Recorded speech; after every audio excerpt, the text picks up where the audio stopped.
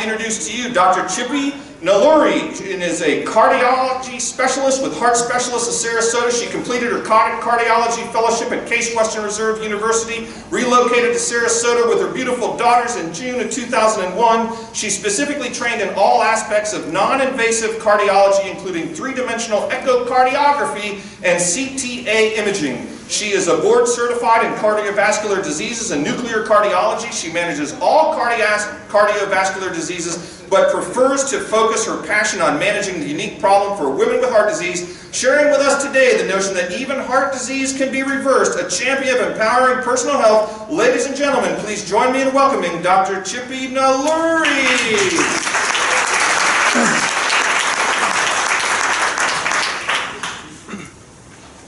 Thank you all for having me. Apparently I have 20 minutes to change the entire face of healthcare. Thank you, John and Patrick.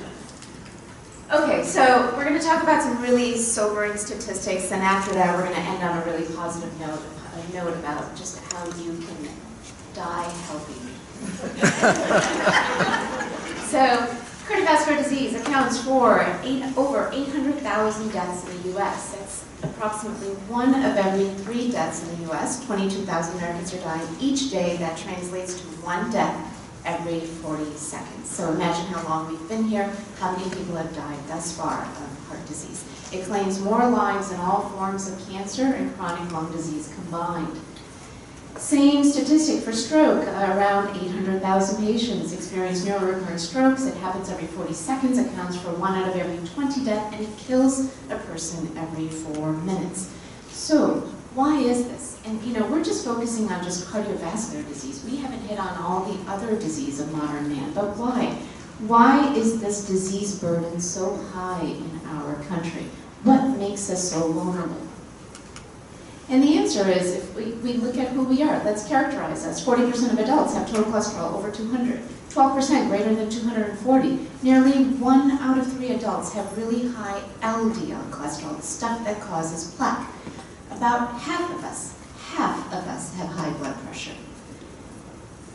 About 10% have diabetes, but 34% are on our way. We are on our way to becoming diabetics. A third of us.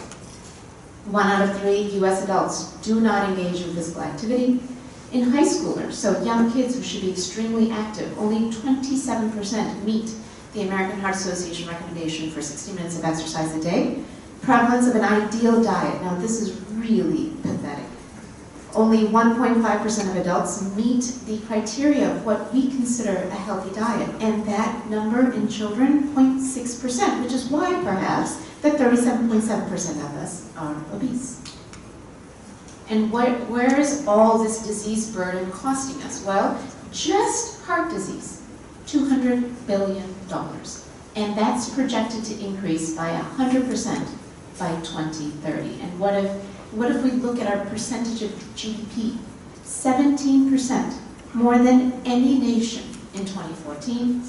And where has that gotten us? Well, our life expectancy has gotten better, but we rank 22nd out of 35 industrialized countries, and that's down from 1990. So, what's the fix? Should we throw more money at this problem? I mean, we're already at $200 billion just for heart disease. So let's just throw more money? Or do we actually get to the root of the problem? And in my mind, the answer comes from what was said by Jalaluddin Rumi. In the 1300s, he said, "Maybe you are searching among the branches for what only appears in the roots." And that's what we're going to talk about.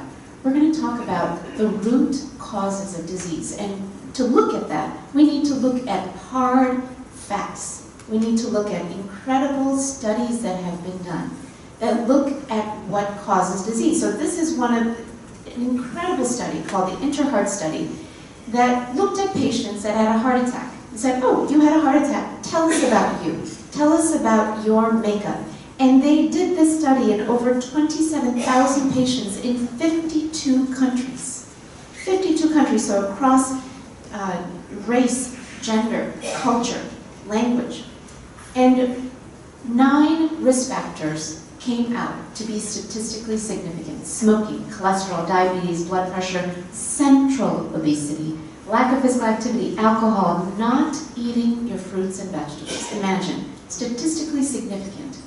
And psychosocial stress, and that these risk factors have varying levels that can cause disease, but if you have all 9, you're pretty much guaranteed to have heart disease. Okay? 90% of heart attacks are explained by these 9 factors. Same data with stroke. It's called the InterStroke study. Same thing. High blood pressure, smoking, central obesity, poor diet score, lack of physical activity, diabetes, alcohol, stress, depression, cardiac causes, and again, high cholesterol. All the same risk factors that account for 90% of strokes. So then, that should give us a starting point of how we can change this disease. And this is where lifestyle medicine comes in. I am asking us as a community and as healthcare professionals to shift, to change the paradigm in healthcare. And the answer comes in these 4 pillars. It's about love, movement, what you eat, and how you manage stress. So let's look at the data. You are what you eat. This was a card that was given to me by one of my patients. My GI doctor thinks I'm getting too much fiber. I put him in the Ornish Program, and this is what he sent to me as my Christmas card. So let's look at whole grains. If you just have 1 serving of whole grain, you reduce your all-cause mortality.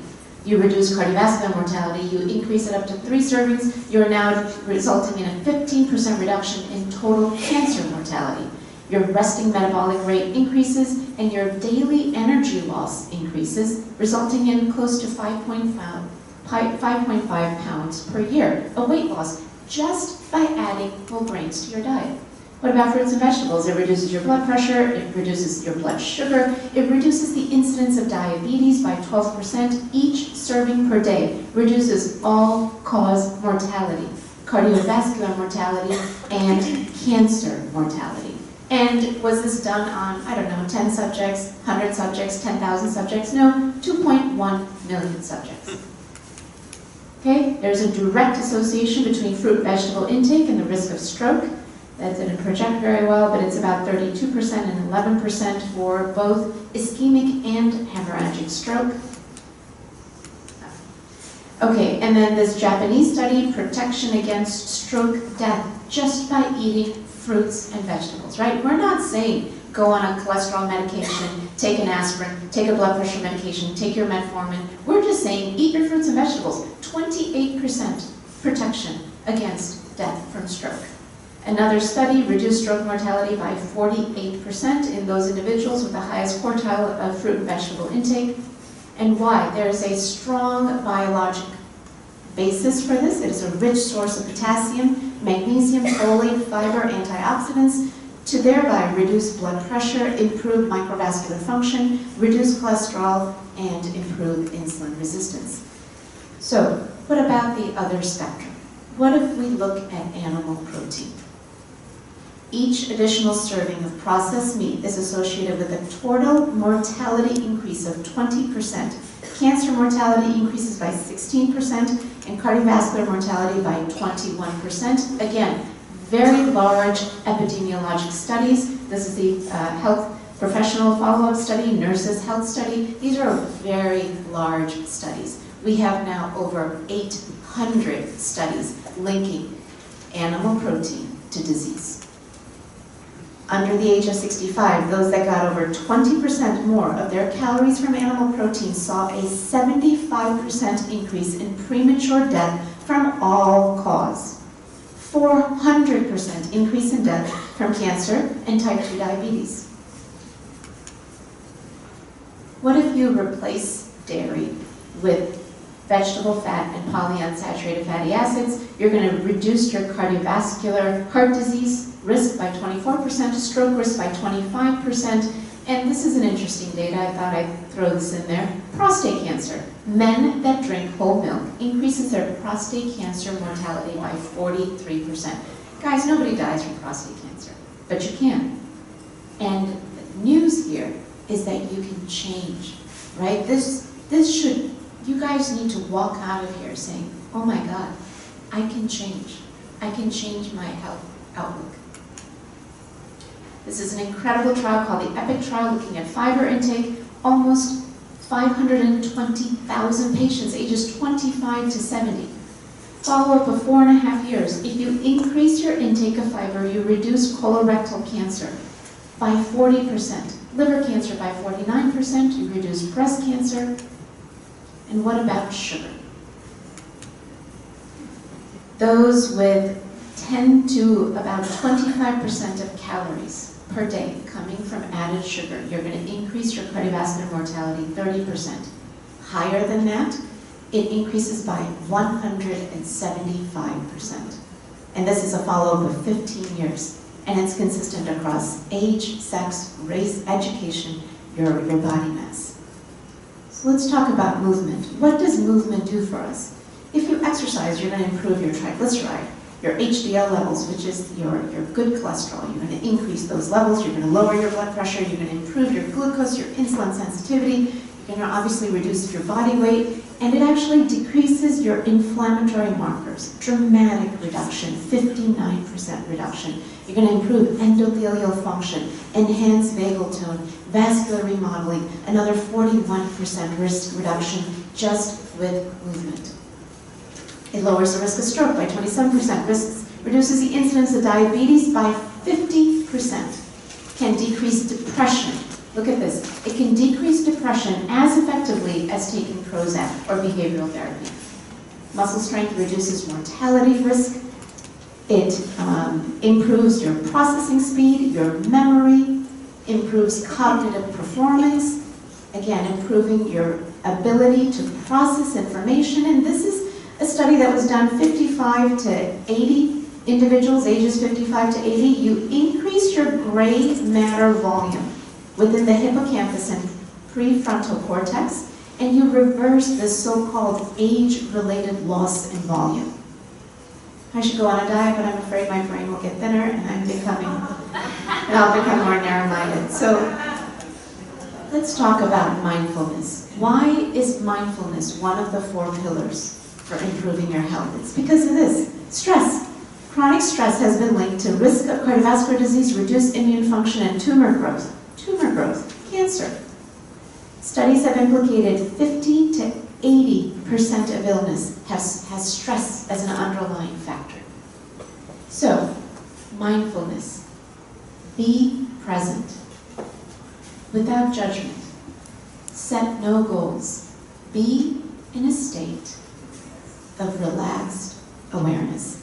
An awareness where you are the witness. You're right here with me at this moment. Nothing else. And if you do, work by individuals such as Dr. Richard Davidson has shown that you actually grow more neurons based on your emotion, your thought, your attitude. You are actually modifying your brains. The left prefrontal lobes of the brain grow in just 8 weeks of mindfulness training. It is called, and what his concept is, experience-dependent modulation of neurogenesis, meaning that whatever happens to you, right? Let's be very clear, shit happens. But how you deal with it, your resilience, your emotion on how you deal with something bad happening to you, and your gratitude and your generosity for it, actually can change the wiring in your brain. And each moment, based on how you react, you are recreating you. And so you can create circuits within your brain that allow you to react to something positively or not. And the choice is yours. And you can actually change brain structure and function, neuroplasticity. MRI studies have clearly shown you increase gray matter density in the hippocampus, which is important for learning and memory and self-awareness, compassion, introspection, but you also decrease gray matter density in the amygdala. Why is this important? Because it plays a role in stress and anxiety. It creates stronger connection between the prefrontal cortex and amygdala, thereby improving your problem-solving skills, the way you react to emotional response, and it can decrease depressive symptoms. This is a slide that doesn't include mindfulness, but just look at this data.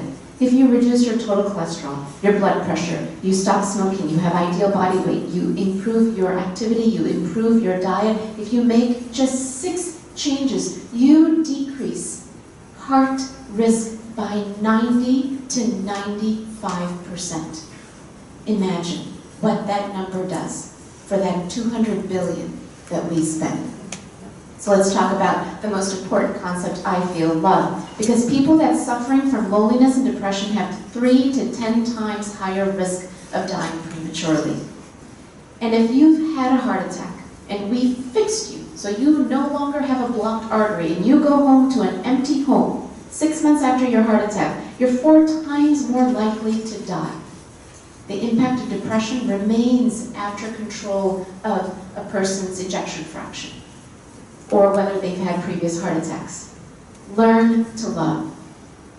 And in the end, we were all just humans, drunk on the idea that love, only love, could heal our brokenness. And the Ornish Program is a program that combines all 4 pillars of this concept that we've talked about. And what has he shown? That 99% of patients with documented heart disease, symptomatic heart disease, either stopped or reversed their heart disease as measured by cardiac PET scan after just 5 years. Whereas, in contrast, 45% of the control group got worse.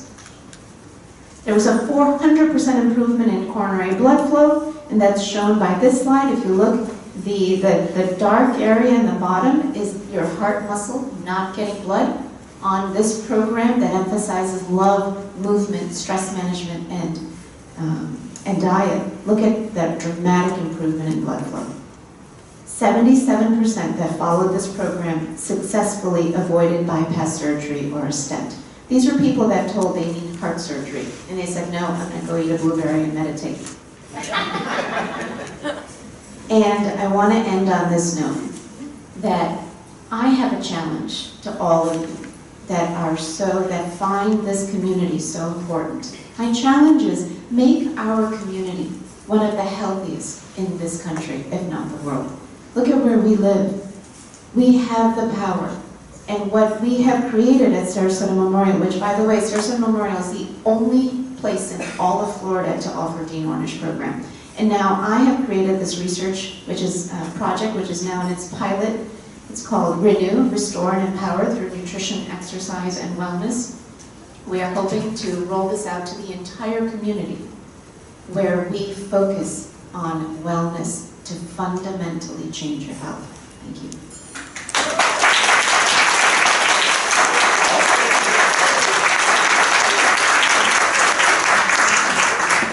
Wow, you gotta love a doctor who's trying to put her industry out of business. Isn't that awesome?